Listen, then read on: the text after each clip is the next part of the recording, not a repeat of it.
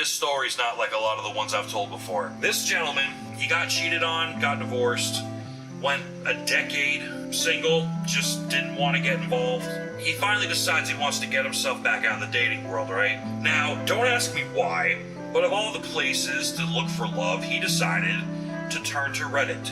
While he was on a Reddit singles thread of some sort, I forgot what he called it, he meets this girl, right? Drop dead gorgeous, auburn hair, green eyes, pale skin, freckles, right? Like 5'6", devil in 6-inch heels. His first thought is there's no way that a woman this attractive is interested in me. But he keeps talking to her. He vents her out, finds out she's not a bot, and she's not like a catfish account. So they talk. About a few weeks go by, and they hit it off.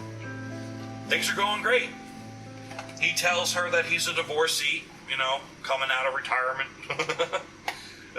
He's been single a very long time. She tells him that 2 years ago, her fiance stood her up on their wedding day, and he just disappeared. She had no idea where he went. She doesn't know. She said she tells him, I don't know if he's dead.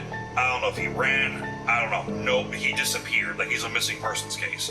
So no one knows what happened to him. He just didn't show up to the wedding and no one could find him. So he's like, I'm really sorry. That's a horrible thing.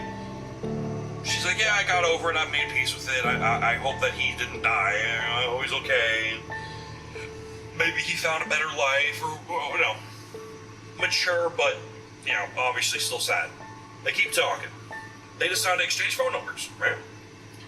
So now they're chatting on their phone, listening to each other's voices. They're sending each other selfies. And he finally, after about 2-3 months, he's like, hey, you want to meet up? And she's like, yeah, definitely. He's super excited because he's not an ugly dude, but he's not a super attractive dude. He's much like myself. He's a solid 5. So he's like, I can't believe this girl's even interested in meeting me. So they meet. Turns out she lives about an hour away, and they meet halfway. Meet like at an Italian bistro, get some biscotti, some pasta, some cappuccino, and hanging out, drinking wine. And they're just flirting it up, and they're having a great time together. You know what I mean? Now, fast forward a few more months, and they're officially dating. He tells me that one thing that bothered him, though, was that she never ate meat. And he's like, man, I really don't want a vegan chick. I don't want to, I'm not into the whole vegan lifestyle thing. I don't want her to be hounding me about my diet.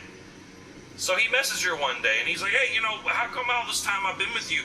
Are you vegan or vegetarian or something? Like, I've never seen you eat meat. Every time I take you out, you never get any. You get pasta, salad. He's seen her eat fish once or twice. She's like, yeah, I eat meat. Come over, I'll show you. So he drives over there, like he's Vin Diesel going to save family.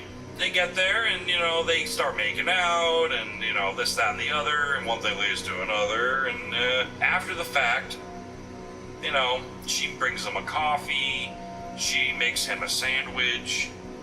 So she's like, see, I eat meat, and she makes him a sandwich. And, they're smoking a cigarette in bed, and he's just like, he's on cloud 9. He's like, this is so amazing. I've got this beautiful girl that likes me, similar interests, we get along great. Like, he's almost like waiting for the other shoe to drop. Like, I'm missing something. Is she like a closet alcoholic? Is she a drug addict? Is she in debt? Is she wanted by the FBI? Like, I'm missing something. She's too perfect. Now, here's something you gotta understand, though, that was an ongoing thing in the background. After him and her did the deed, when he went home that night, he had a rash all around his mouth and around his dangly bits, alright? He freaked out, but he figured, okay, there's no STD on Earth that reacts that fast. I gotta be having an allergic reaction to maybe her lotion, or her perfume, or her lipstick, something. So he calls her up, and over the span of like 2 or 3 months, they go to the place to get tested for STDs. They're both clean, He goes to the dermatologist. They can't figure out what it is. They do a biopsy on like a part of the skin where he's got the worst part of the flare-up. And then even the dermatologist is like, I don't know what this is. So they do an allergy test on him where they prick you with the needle with all the different stuff on it to see what your body reacts to. He's not really allergic to anything that would cause this. So he decides, you know what? Whatever. I mean, according to him, it did kind of suck, but as long as they were intimate at night, by the time he woke up in the morning, the rash was gone. It didn't last for very long. So they did that for a while, but one day, Gary is at work, and he gets a call from his dermatologist. He was like, you have to come into the office right now. He's like, what's up? He's like, you need to get here right now. So he's freaked out. He thinks maybe, it's something worse. Maybe he's got a disease or something. So he runs to the dermatology office, and he walks through the front door. He's like, doctor, what's up? And he hears the door close behind him. He turns around, and there's 3 cops and what looks to be like a federal agent, like a FBI guy, all there behind him. So he's like, oh, whoa, okay. So he turns to his dermatologist, and he's like, what the hell's going on? The dermatologist is like, take a seat. And he's like, oh no, I think I'd rather stand. And the dermatologist is like, you're not hearing me. Take a seat. So he sits down, and he's like, what the hell is going on? He's like, all right, look, I'm going to say this to you in the most plain way that I can. He said, you have this rash is, I think it's Coots or something like that. And basically, you can only get it by ingesting a very specific part of the human body, specifically brain tissue. He's like, what the hell are you talking about, doc? And he goes, look, there was a study done a long time ago where we went to like the Amazon and we're dealing with tribes of cannibals. And some of the cannibals, after ingesting human brain, would break out in a rash. That went away really quickly, but something in the proteins of the brain made them temporarily break out in a case of like hives, and it went away really quick. And he's like, I've been studying this skin sample you gave us. We've been doing all this research on it, and this is it. This is what they found.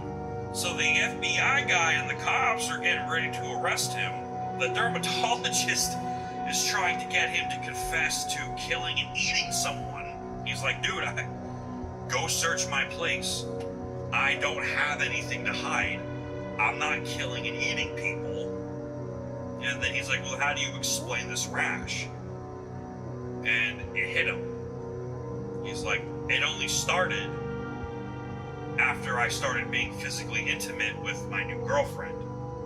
One search warrant later, they check her place, and they find the fiance that was missing for 2 years in a box freezer in her house. And she had been slowly but surely removing pieces of this guy's brain and eating it. So he's devastated. She goes to prison. They break up, obviously. He's beyond devastated. Their relationship lasted about 3 years, so he was pretty invested in this girl. Now, the girl he was dating swears up and down that she had no intentions of ever hurting him or killing him or eating him. This whole eating the ex-boyfriend bit was purely out of revenge for him cheating on her the night of their wedding, like the bachelor party, basically. Like, she caught him cheating like the night before the wedding. She killed him, stuffed him in the freezer. They never found him.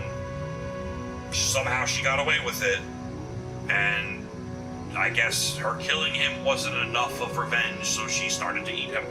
And because they were exchanging bodily fluids, he was having a reaction to every time they exchanged saliva or whatever. So yeah, that's rough, dude. So poor Gary finally put himself out there, met what he thought was the girl of his dreams. Turned out to be the girl of his nightmares because she was a cannibal. That's tough, dog. That's tough. But he moved on. He obviously has some serious trust issues, and he's still single. She tried writing him a few times, emailing him a few times, calling him a few times. He never answered. And I told him that if and when she ever gets let out, better watch that, bro. Just saying. But yeah, leave a comment. What do you guys think of that? Like, that's some weird-ish, bro. But yeah. Anyway, y'all, have a good night.